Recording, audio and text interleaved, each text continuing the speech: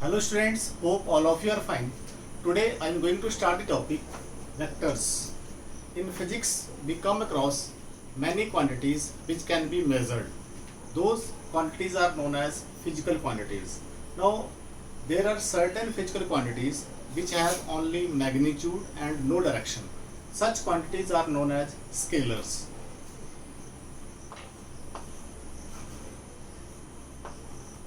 Scalars means those physical quantities which have only magnitude but no direction. For example, mass, time, temperature, density, etc. So these quantities, they have only magnitude and no direction, so they are scalars. But there are certain physical quantities which have both magnitude as well as direction, and in one dimensional motion the directional aspect can be taken care of by using plus or minus sign. For example, displacement, it has both magnitude as well as direction. So if an object is moving toward right, and if I consider this displacement as x, so this is, I can write it as positive x. But when object moves towards left,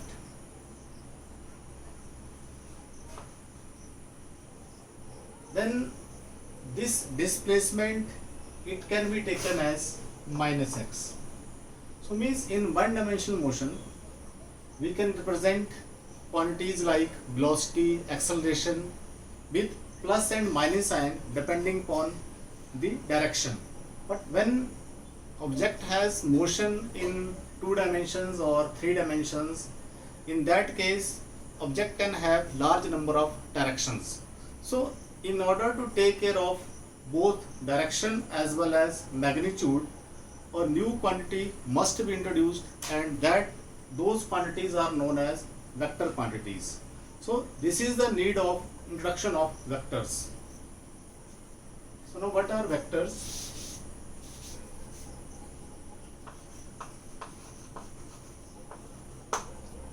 Those physical quantities which have both magnitude as well as direction, they are known as vectors, like velocity,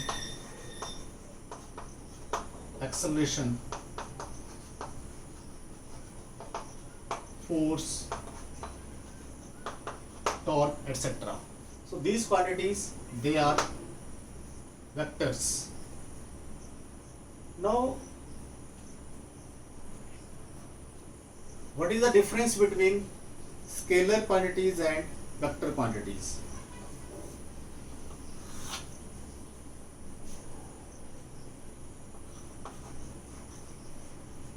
Let here write scalar quantities and vectors.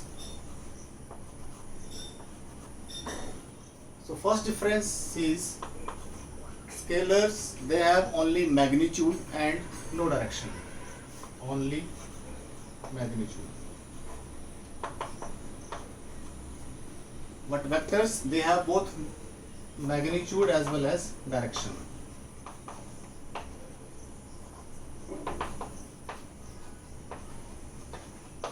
Both magnitude and direction. So means if there is change in magnitude, there will be change in scalar quantity. But vectors can be changed by changing magnitude or direction, or both magnitude as well as direction. Second, the main difference is these scalars, they can be added by using ordinary algebra. Can be added by using ordinary algebra. But these vector quantities, they cannot be added using ordinary algebra. So here we use some laws of vector addition for adding these vector quantities. So they can be added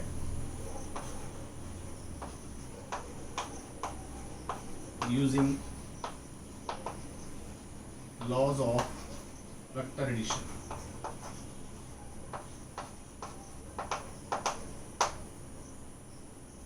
So these laws of vector addition, these we will discuss in detail in later classes. But to explain little bit, I take some example how vectors are added using laws of vector addition. Suppose I consider a man which is moving toward south. Let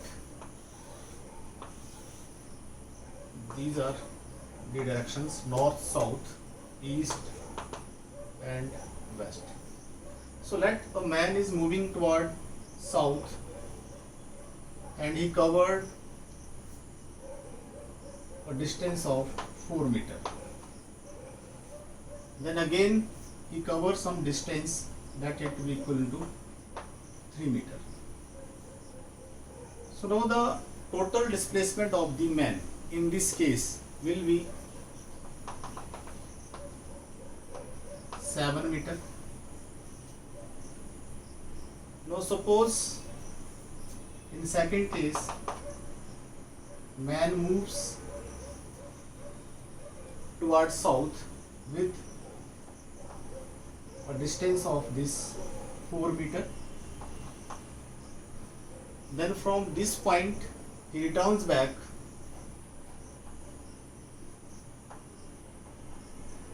and covers distance equivalent to 3 meter. So this is the starting point and this is the terminating point. In this case, this is the starting point and this is the terminating point. Let this point be M. Now in this case, if we see the displacement between initial point and the final point, or between the initial position and the final position, this displacement it is equivalent to 1 meter. And here total displacement is 7 meter. Now we can take some other example. Suppose first man moves along south and covers 4 meter. Then he turns toward his left, that is toward east, and covers 3 meter. Now in this case, what is the displacement between this starting point and this final point? So this can be calculated. This is the displacement between initial point and the final point, that is M. So we can calculate this displacement. This triangle is right angle triangle. So here it is hypotenuse. So this will be equal to square root of 4 square plus 3 square. So this will be equal to 4 square plus 3 square equal to root 25. Means this will be equal to 5 meter. So means when we take vector sum of 4 meter and 3 meter, in this case it comes out to be 7 meter, here 1 meter, here 5 meter. So means when we take the vector sum, there can be different values of the resultant. In this case the resultant lies between 4 plus 3 and 4 minus 3. That is, resultant of 4 meter and 3 meter, it lies between 1 meter and 7 meter. So this is how we can add vectors using laws of vector addition. There are different laws of vector addition like triangle law, parallelogram law, polygon law. Those laws we will discuss in later classes. Now how to represent a vector quantity, a representation of vector.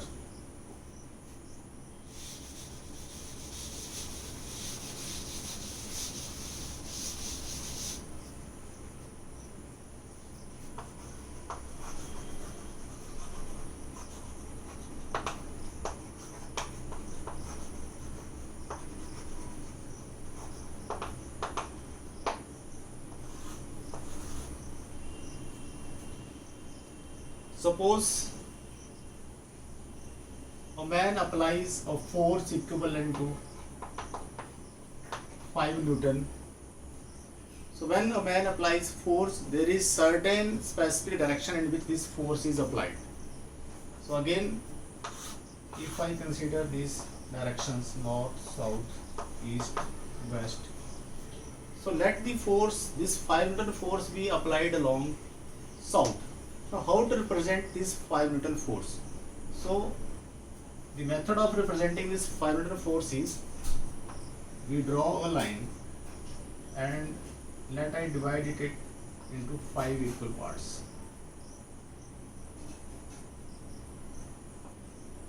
So that this is the starting point. So here let I divide this line into 5 equal segments. So if I consider 1 centimeter equal to 1 Newton, then this length, which is equivalent to 5 centimeter, this represents the magnitude of this force 5 Newton. And if I put arrow here, this arrow, it represents the direction. So this is the representation of a vector. This point is known as tail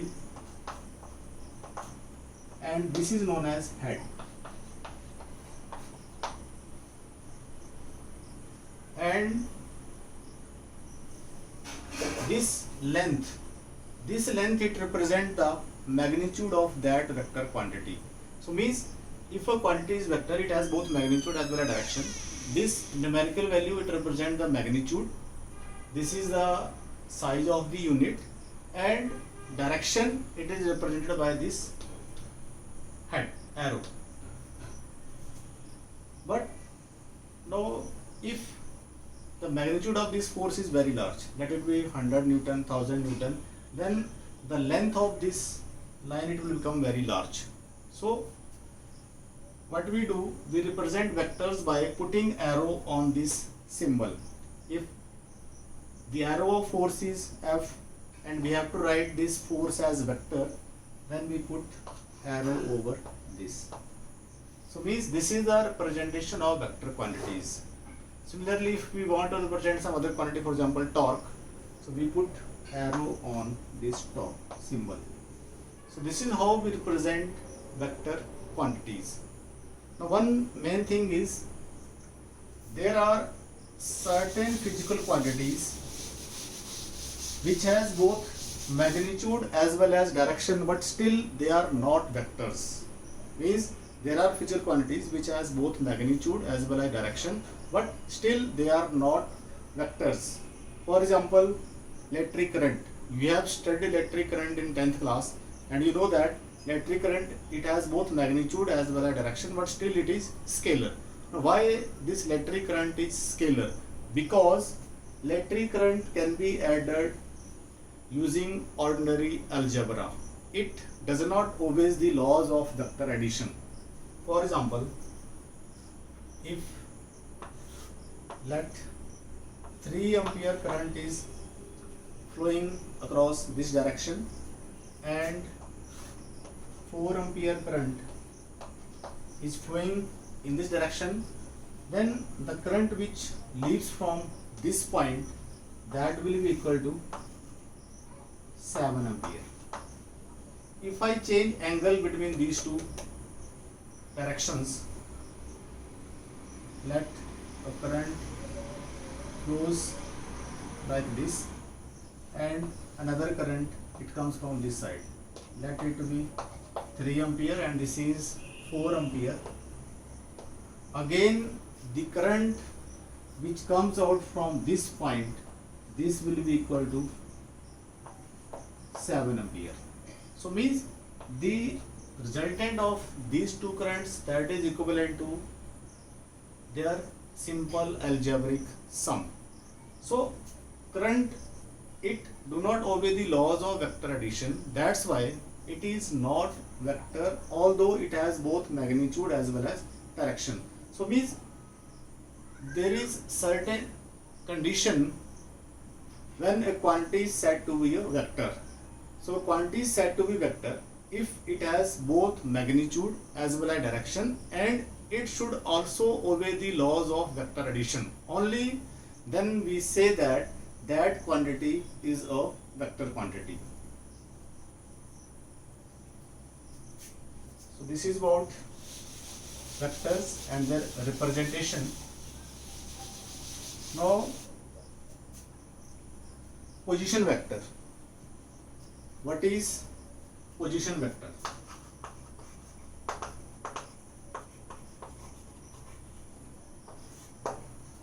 Let an object be moving in xy plane,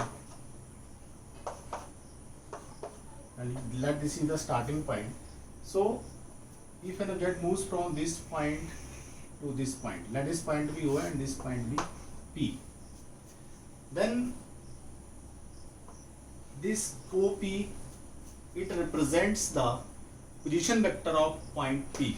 Means position vector, it gives the position of an object with reference to the origin of the coordinate system. So it represents the position of the object with reference to the this origin of the coordinate system. So this OP here, it represents the position vector.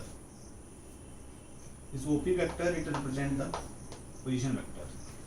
Now second is displacement vector.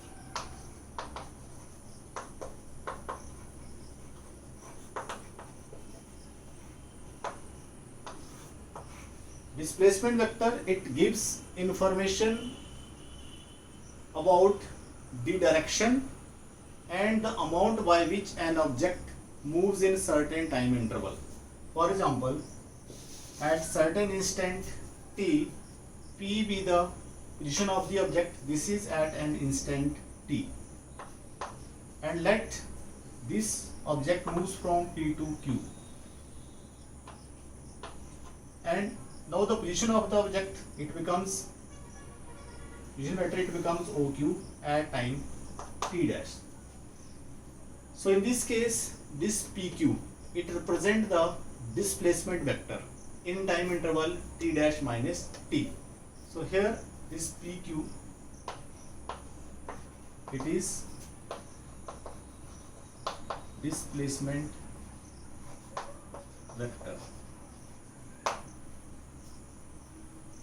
Now we can also characterize vectors as axial vectors or polar vectors. So now what are polar vectors and what are axial vectors? Polar vectors,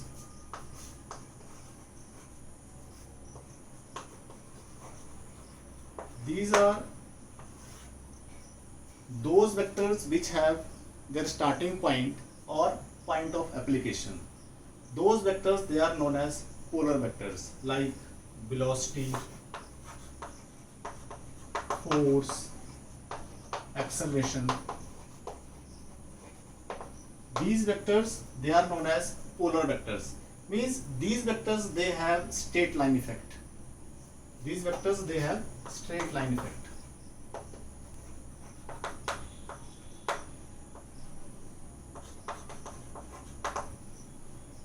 But there are other vectors which have rotational effect. So those type of vectors, they are known as axial vectors.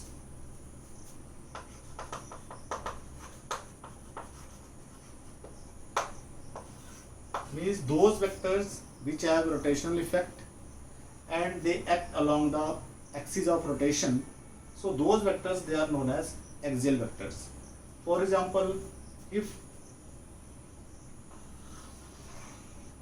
a vector has rotational effect in clockwise direction, then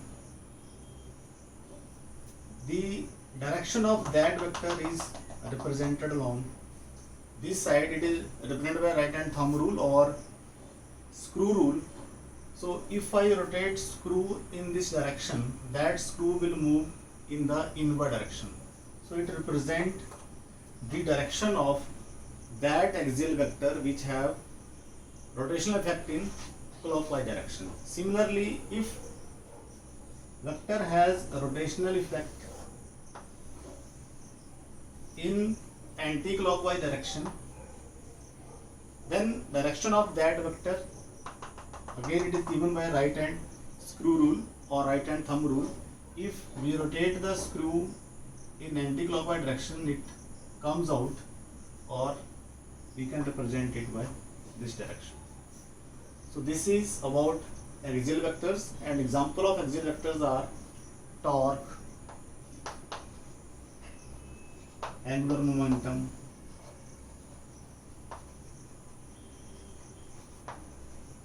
these are the examples of axial vectors. There are some other quantities which have both magnitude as well as direction, but they have different magnitude in different directions, like moment of inertia, pressure. They have both magnitude as well as direction, but they are not characterized as scalars as well as vectors. They are known as tensors. So tensors, they are not in your syllabus, but you should know that moment of inertia or pressure, they are tensors because their values are different in different directions, although they have both magnitude as well as direction. So this is about basic concept of vectors. So I will stop here. In next class we will discuss definitions of different general vectors. Thank you very much.